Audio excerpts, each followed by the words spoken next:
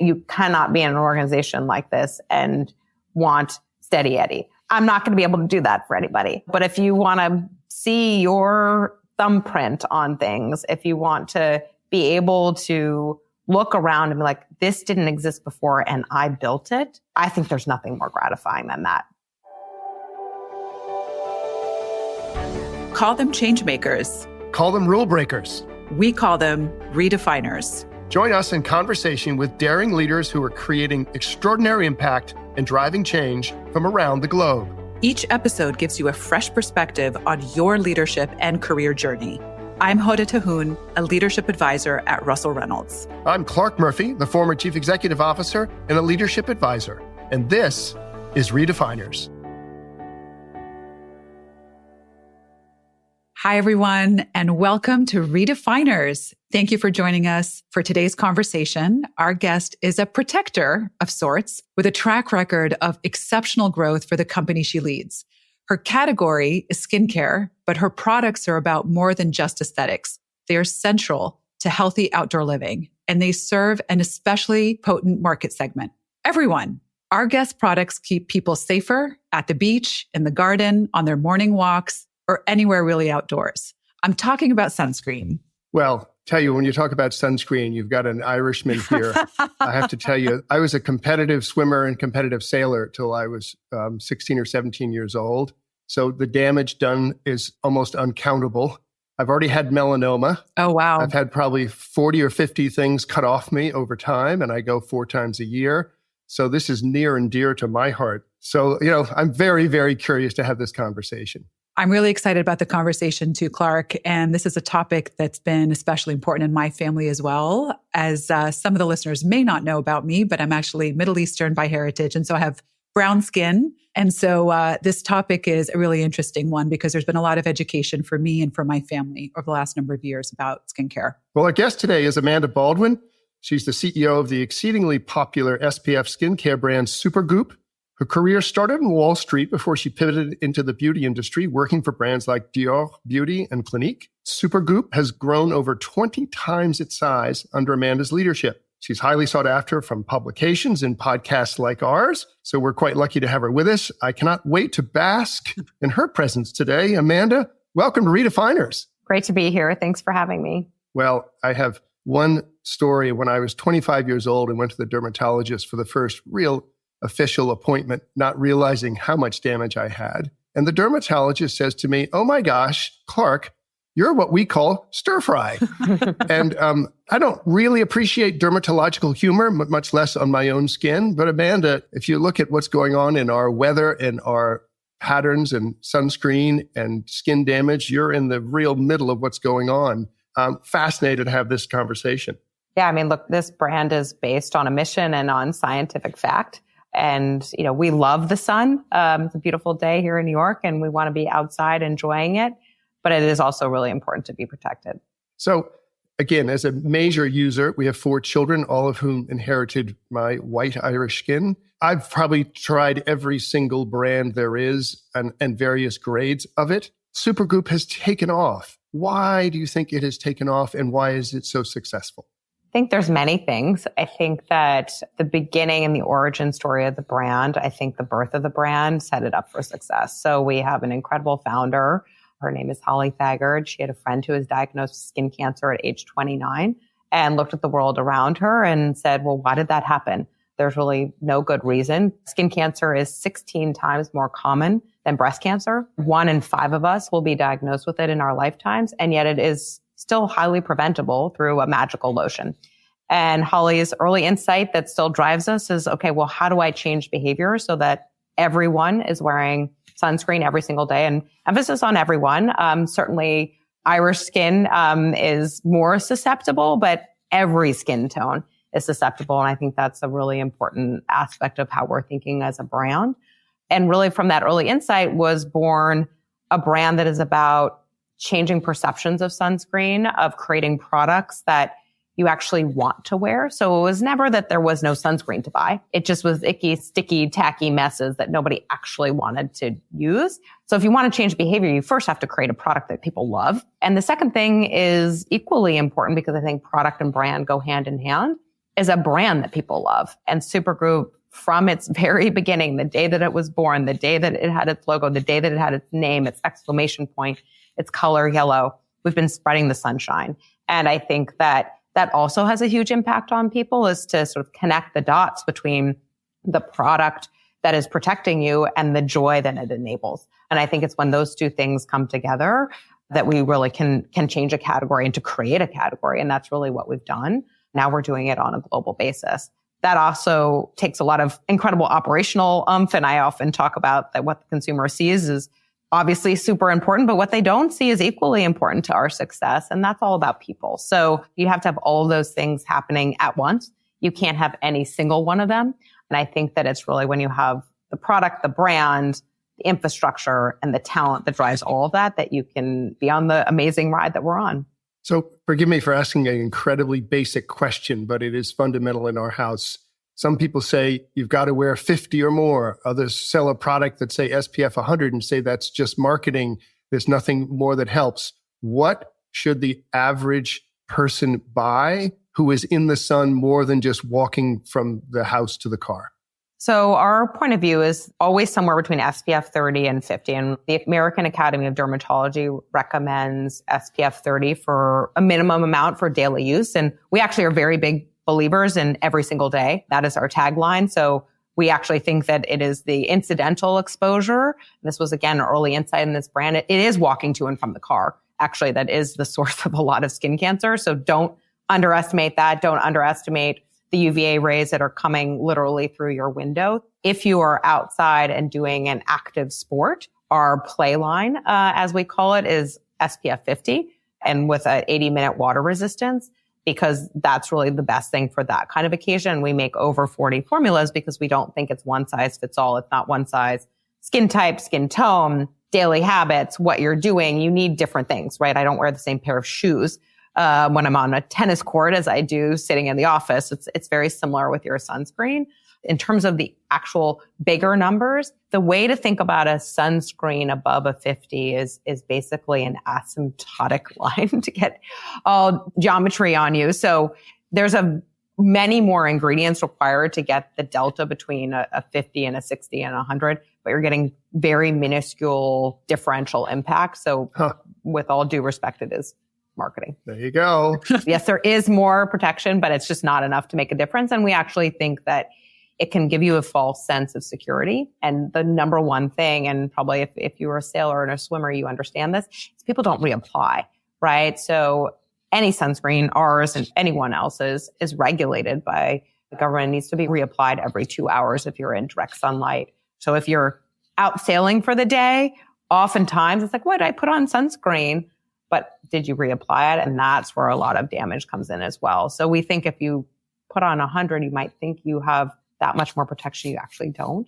So we cap at 50. Well, you'll chuckle because I still spend any free time I have racing sailboats, transatlantics, fastnets, Newport, Bermuda, and people I sail with who are on boats all the time, some of them professionally.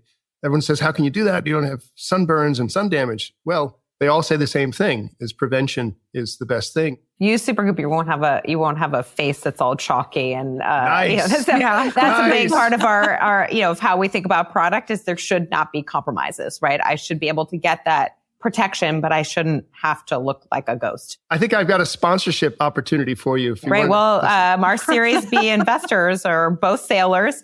And so my son's learning to sail. So we're big fans of that. But look, and I would also tell someone to wear a rash guard and hat, when you're in that kind of sunlight.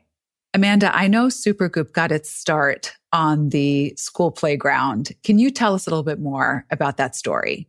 The original version of Supergoop, Holly was a teacher and a harpist before this idea came to her. And so her original idea was to take sunscreen into schools and to educate young children about the importance of wearing sunscreen, right? We teach you to brush your teeth. We should be teaching you the daily habit of SPF application. Right.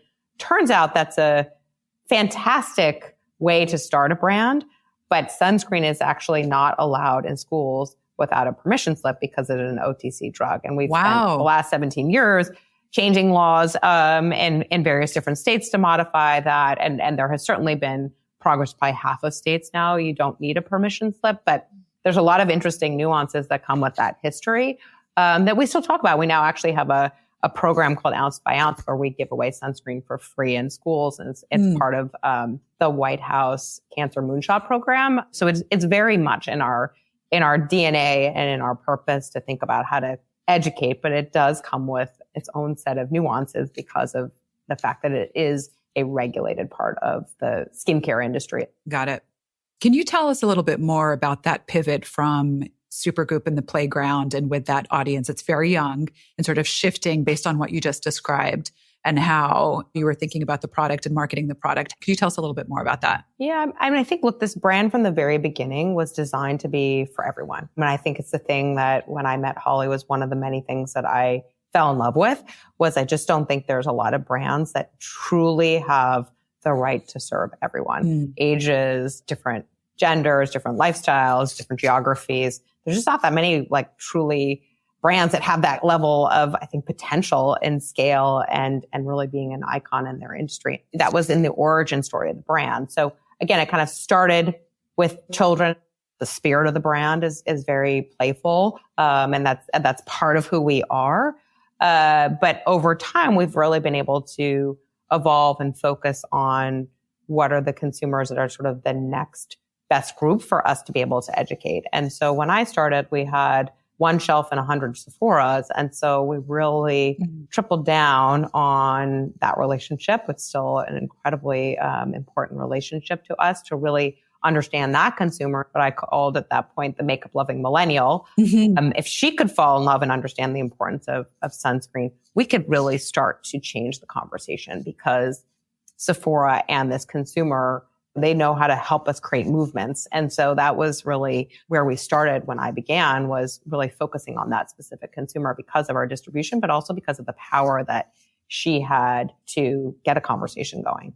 You talked a little bit about that relationship and the time that you spent with Holly, and you joined the company, I think, 2016. What was her pitch to you when she recruited you? And what's it been like to work for a founder? It's been super organic from the beginning. I didn't feel that she was ever pitching me. I mean, look, Holly is one of the most infectious, passionate people. She's the only person I think who exists on the planet who's truly dedicated her life to this. And so she told me her story and what her vision was. And I think for me, my background, as you mentioned, was in Wall Street. I was an investor and I had been around these big, beautiful global brands. And the light bulb went off for me of what was the depth of the brand, the magic of the brand with the potential of the scale. And that combination I thought was just really unique. And I think that Holly really understood that she was ready for somebody to truly make that real. And that's really been my role in all this, is to take that big idea and break it down into little baby movements. You know, what are we doing today? What are we doing tomorrow? What's the team required? And every, I don't even know if I would say it's every year. It's almost every few months where it's sort of evolving and shifting as the business grows. But it was really just hearing that origin story and connecting the dots to what I had been taught, Estee Lauder and LVMH, who understand branding and storytelling, some of the best in the world, and combining that with what I understood as an investor and kind of what it meant to build a strong business. And I thought that this really had both. You brought Dior to Facebook, to social media, and now Supergoop. Again, you talk about small movements and momentum build to years of brand building. How do you look at the social media aspects of this? What I mean is, there's this playful brand, but there's science and there's a business to run, but there's also creating a movement. How do you play off and not play off too much social media to keep this focused on a business and a science of providing something to people? If I was an investor and finance person in the beginning of my career, my days in bigger beauty companies were as a marketer. I'm a marketer and a product developer by training. And so I really love brands. That's go back to my earliest inclinations of a career was really around branding and what was advertising. I didn't really even understand what I was talking about then. But the toolkit around branding has changed dramatically from when I entered the industry and I was at Clinique, and it was magazines and department stores, and the internet was just starting. E-commerce was just starting. There was no social media. So how you communicated was one set of things. And then it started to actually evolve into yeah, Facebook appeared and there was these things, I don't even know that we called them influencers yet, but there was a little bit of digital media emerging and I've sort of watched over time these seismic shifts in what the marketing toolkit is. And I think I've always been fascinated by what's new, what's next, and evolving into that, but also building a brand that is not about any one of those things. To me, there's a big difference between a brand and a brand with a capital B. A brand with a capital B has a deep origin story, has a real reason for being, has a unique set of codes and DNA. And these are all the things that I kind of learned around some of the best in the industry at this. They can use the tools of the moment, but they're not beholden to the tools of the moment. So if TikTok is now the thing that was not even a word in our vocabulary several years ago, great. Let's leverage that to take our message and put it into the ecosystem and the conversation of the consumer today. But if it goes away tomorrow, I'm okay with that too. And I do think that's really important. I think that's something that is really essential to building a brand today even more because I think it does change so fast. But I think social media can enable messaging in a new and unique way. And again, there's so many different platforms. We're always looking at new things. We don't need to be the first mover. We wait until we see that there's real benefit and scale out of it. I'm sure there'll be things that I don't even, like again, a word that I can't even articulate now because it's not even in our vocabulary. And all of a sudden you're like, okay, well, this is a shift. And I think the magic of this brand is that we can evolve and put our point of view into whatever we need to, because that's where the consumer is. I think you have to go and meet them where they are. You can't expect them to come to you. We'll be right back with Amanda, but first we'll hear from Margot McShane, a managing director in our San Francisco office. She'll explain how top executives can engage and retain women leaders in their organizations. We've heard a lot of new buzzwords like quiet quitting and the Great Resignation enter our workplace vernacular in recent years. But a new term dubbed the Great Breakup is gaining traction as more and more women are leaving their leadership roles. Unlike their male counterparts, where income is often the biggest driver, many women are choosing to quit their C-suite positions on account of feeling undervalued by their organization. Companies need to address this issue by acknowledging the different motivators that affect female leaders and implementing proactive steps to achieve better gender equity in their organizations. Our report, What's Motivating Your Women Leaders, takes a deep look into what is inspiring this increasing discrepancy and offers 6 actionable steps your organization can take to engage and retain women leaders. Access the report at russellreynolds.com. We will also make this link available in the show notes. Now, back to our conversation with Amanda.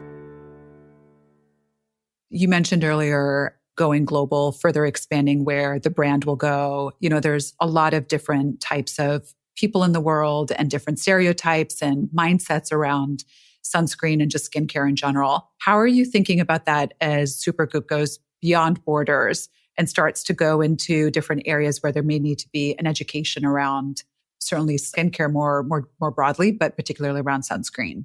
And how do you break down some of those stereotypes? I think it varies a lot by region. We launched in Europe a couple of weeks ago. We've been in parts of Asia for several years. I think it's really important to understand the specificity of the region, to hire a local team, to work with local partners. We don't think that we have the insights sitting here in New York City to be able to do that effectively. But what we do know is our brand. You need to be wildly consistent, but also incredibly nuanced and nimble in how you come to life. And I think the best brands in the business know how to thread that needle. You talk about global growth and pivoting to meet consumers where they are and continuing to pivot where they are. But how are you balancing growth, infrastructure, the business organization with staying close to the mission as you expand so quickly? I think I would answer that question in 2 ways. First is that infrastructure and preparing for growth is essential. I think it's the thing that often doesn't get talked about in the same way, right? We often talk about brands, we talk about product, but when I look at where are things successful or not, sometimes it's just about getting the back end right. And I hesitate to use the word back end because I don't like that word because it suggests some sort of hierarchy of importance or something like that. And my team is very used to me saying like what the consumer sees is one thing, but what they don't see is equally important. So I wish I could come up with a new word for it. And that's why I use the word infrastructure. It's the enabler of everything else. So if you don't have a good supply chain, if you don't understand the regulatory environment, if you don't have a good finance team, you cannot operate.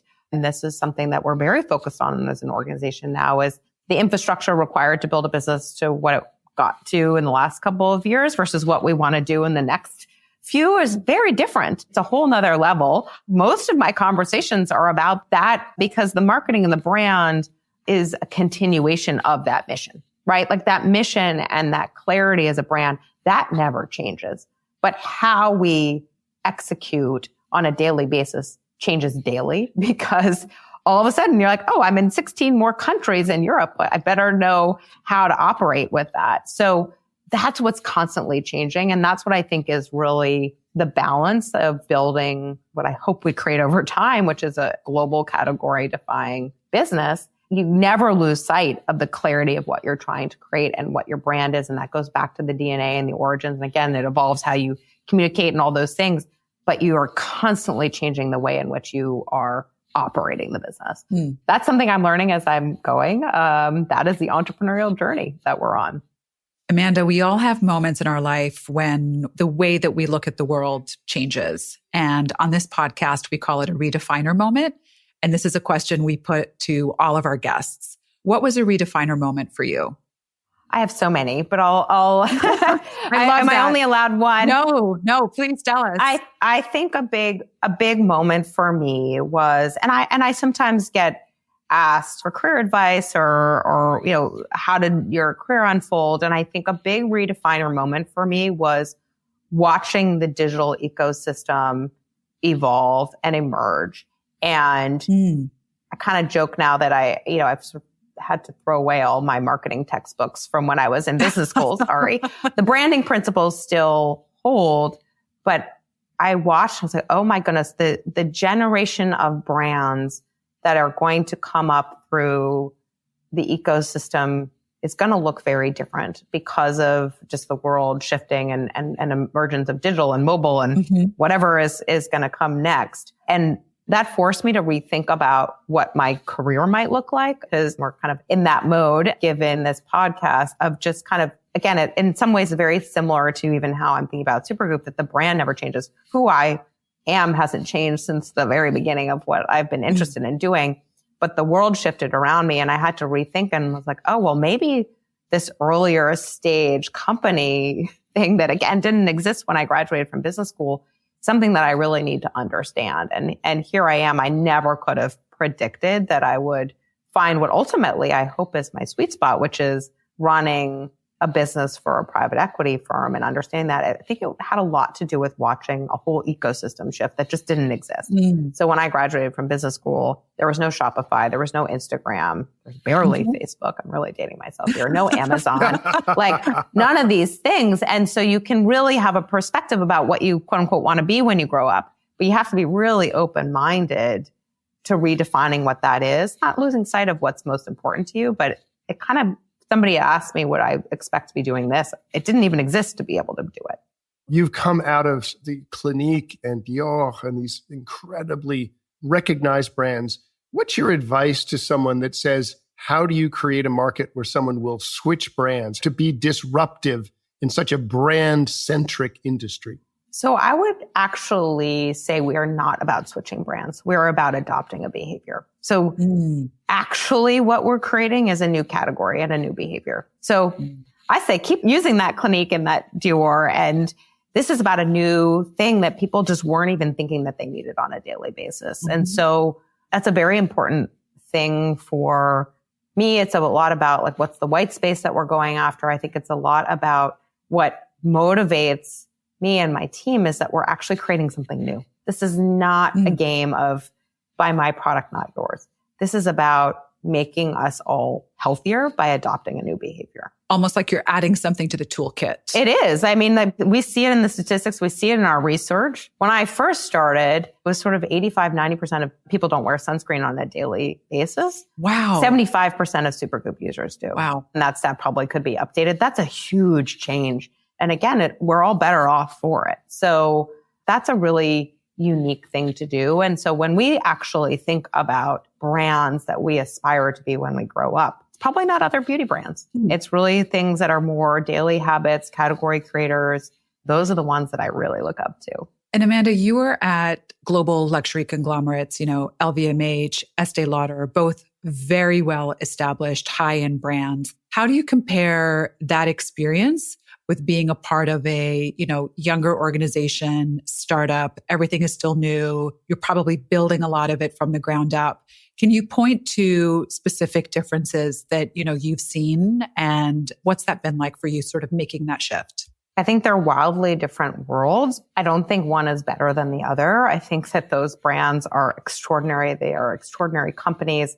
I think there's not enough focus on what it takes to be a multi-billion-dollar global entity. That's really hard. Yeah. And I look up to that immensely. I say sometimes it kind of helps to build a house if you've lived in a house. So knowing what the infrastructure is at the end of the game and having learned from that is just wildly invaluable, whether those are brands, the organizations, and the specific leaders who led them when I was there. I'm eternally grateful for.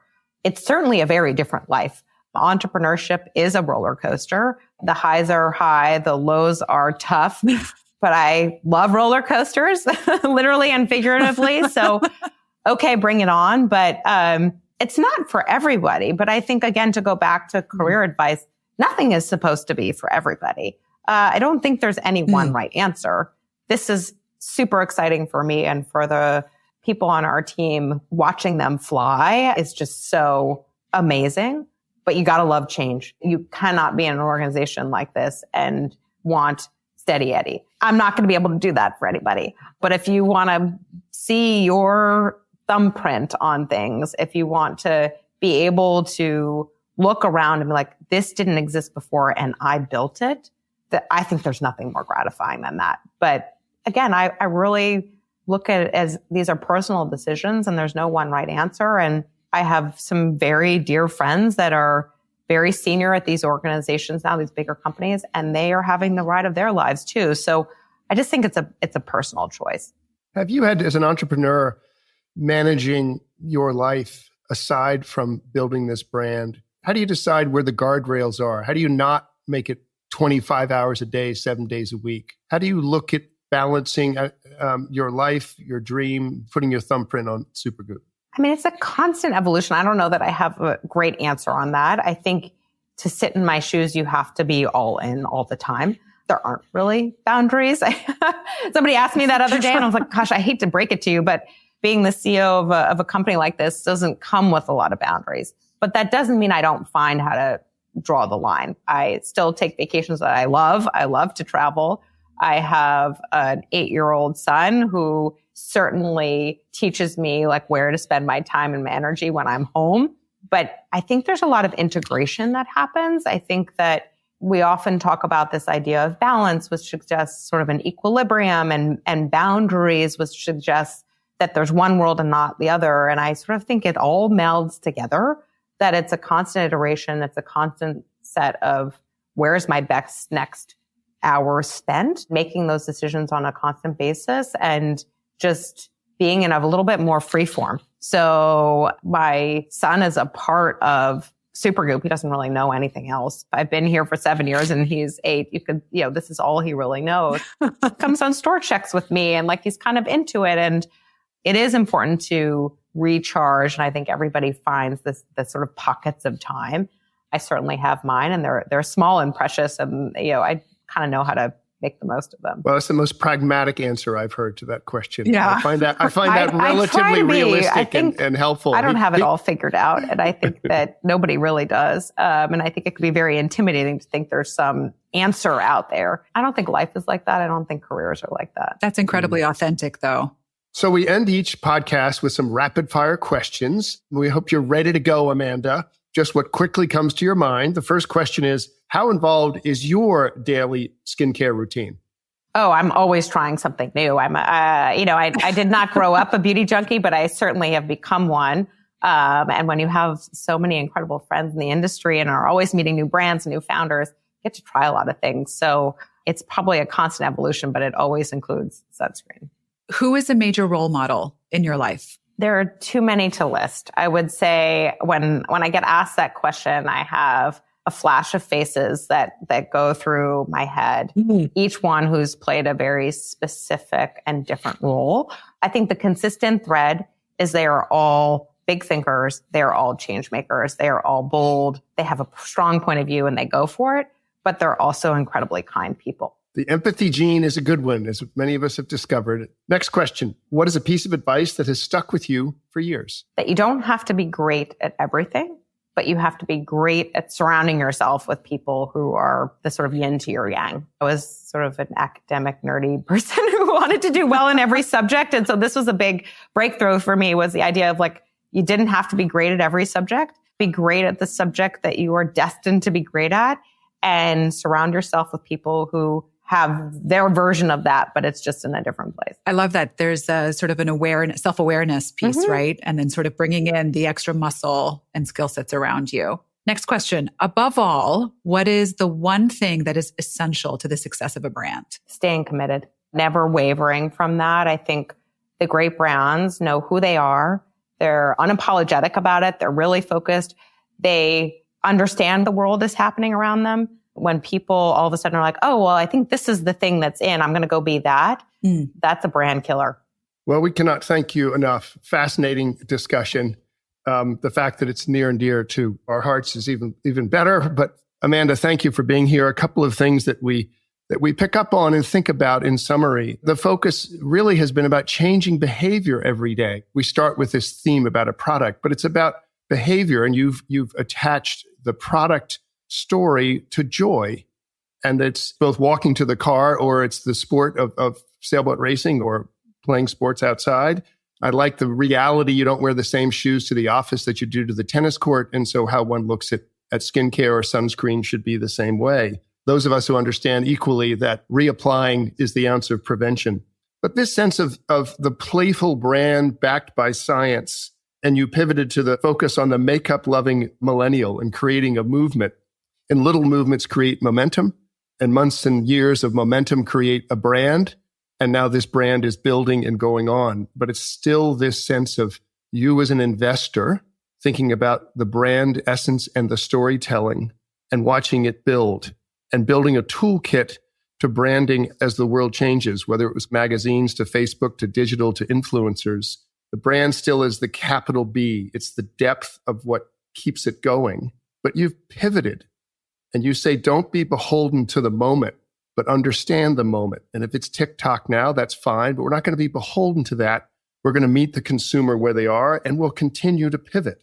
It's equally important that a great company have great infrastructure to deliver what the joy is on the shelf or in the experience.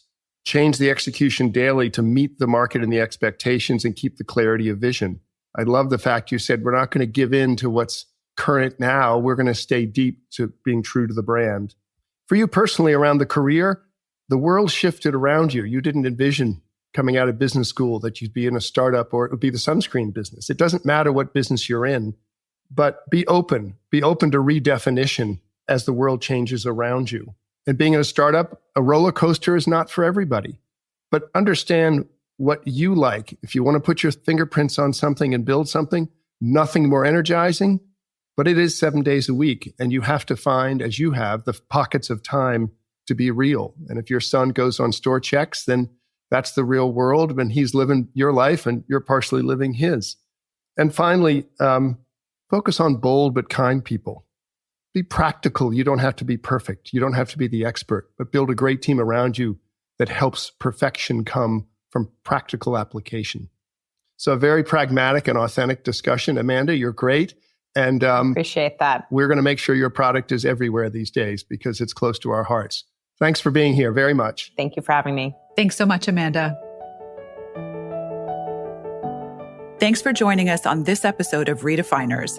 For more compelling insights from leaders across industries and around the world, listen to Redefiners wherever you get your podcasts. And to learn more or to get in contact with us, visit our website at russellreynolds.com, find us on LinkedIn, and follow us on Twitter at RRA on Leadership.